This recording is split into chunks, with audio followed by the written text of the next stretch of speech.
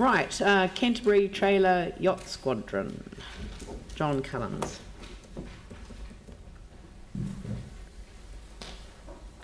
Good morning. Good morning, Bishop. I have with me Willie Newman, who's a member of our committee and who's been trailer yachting longer than I have. But we're really grateful to have this opportunity to tell the council how important the facilities at Naval Point are for the health of our squadron. It is the only deep water access area in Greater Christchurch. If you want to launch and sail a trailer yacht and not use Naval Point, the nearest places where you can launch are either Akara or Pigeon Bay. Now I know the Naval Point Club has put in a big submission. We've read it and we're very happy with their submission and fully support it, as indeed we support the proposed allocation of funds to Naval Point. One of the influences for trailer yachting was that it was a design that could accommodate mother, father and the children, and they all can go sailing together. After the 2000 storm that really wrecked most of the marina and other facilities and the earthquake, there was a drop-off of membership, and particularly those with young children. However, in spite of all this, of late, we have seen an increase in the number of parents sailing with their children. The problem basically with Lyttelton at the moment is, particularly in regards to launching, in southerly conditions the launch ramps become unusable and we can't sail.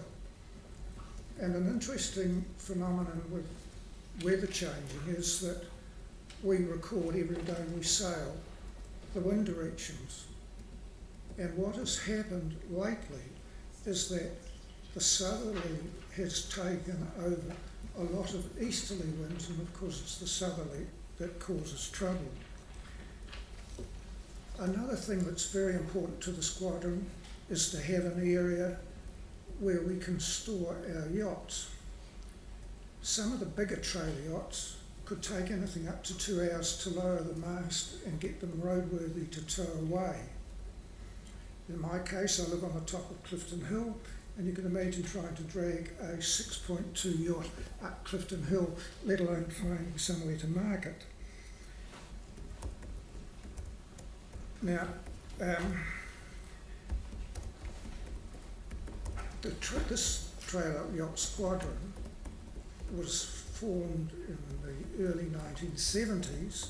It is the largest trailer yacht organisation in the whole of the country, and at our national meetings we actually account for nearly half the votes of the organisation's president.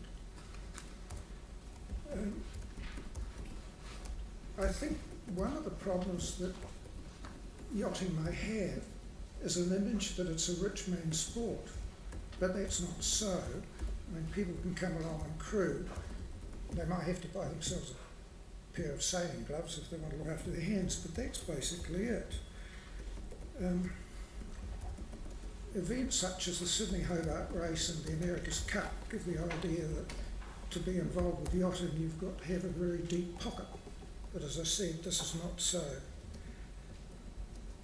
I don't think there's anything more we can add to that, is there? No, just basically it's a matter of getting, I mean, listening to the two submissions, well, a couple of the submissions before about the big new hall, we just want a wee bit of this money developed over in Naval Point to develop Christchurch's boating area. At the moment, compared to anywhere else in New Zealand, it's an embarrassment, to put it mildly. The marina needs 1,700 berths per head of population compared to any other place. they're going to get about 300. The launching facilities are just diabolical, and there's no facilities for showers. There are some toilets over there, so it is somewhere that needs to be developed long term. So a wee bit of the money would over the hill, please. I think the big thing is that the new marina in the inner harbour has shown that there are people in Christchurch who would rather have their boats here, and it's been a success. I have no doubt that if we improve the facilities for trailer yachts and indeed for any small boat yachting, we'll see an increase in numbers. Thank you. Andrew, then Yanni. Thank you. Thanks for the submission, and thanks for pointing out how important the facilities at Naval Point are and some of the current failings.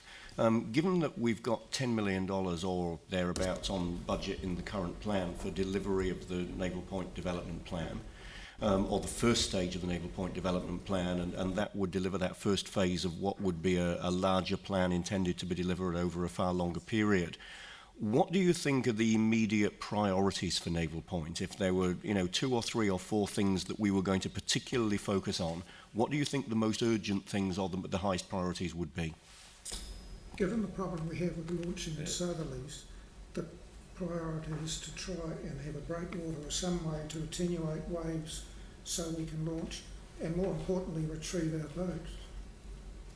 It's not about sailing in a southerly, that's fine. It's actually getting the boat out and getting the boat back in again, and that goes for your windsurfers, your dinghies, anyone involved in playing on the water in a boat. So the southerly is just destroying us. Yanni? Thank you. I was just interested, there's obviously been a long history with a marina development in this area. I'm just trying to understand why the port's new marina and why the port isn't more involved in what you're talking about. Has there been a reason, I think? Because historically the port was the one that actually was going to provide the facilities, and they've just built a new facility, and you're saying that we need more. Yeah, the port 35 years ago when I first started trailer sailing, we had an inner harbour launching facility next to Stark Brothers.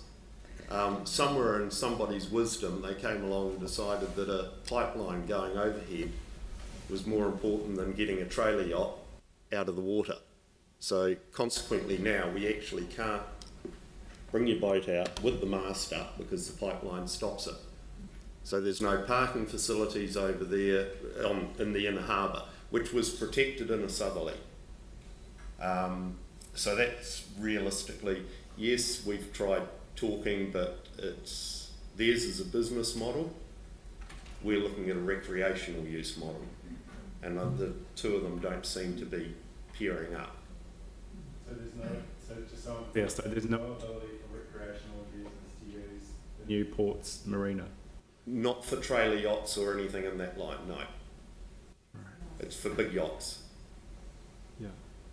Okay. Thank you. So if you've got smaller yachts in an operating harbour, you've got potential problems with possible accidents, and you might be talking of 5-6-year-old kids in a little boat trying to weave their way in amongst commercial shipping. It just doesn't work.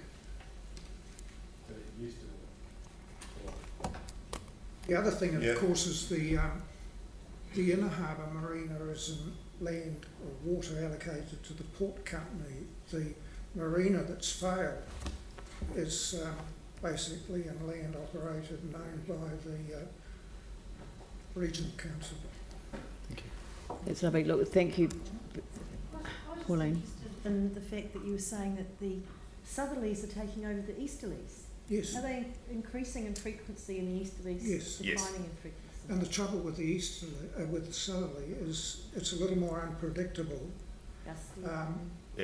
You look at the weather forecast and think, oh, it's not going to arrive for 2 hours, and all of a sudden you're out in the middle of the harbour and look over at Gebby's Pass and there are back clouds and the southerly's about to arrive. There's been one instance in the last 8 years where, fortunately, everybody was on the southerly side of the moles into the harbour, so we all just had to go into the inner harbour, wait for the southerly to blow itself out before we could get our boats out of the water. Thank you very much for your submission. That's much appreciated. Thank you. Excuse me.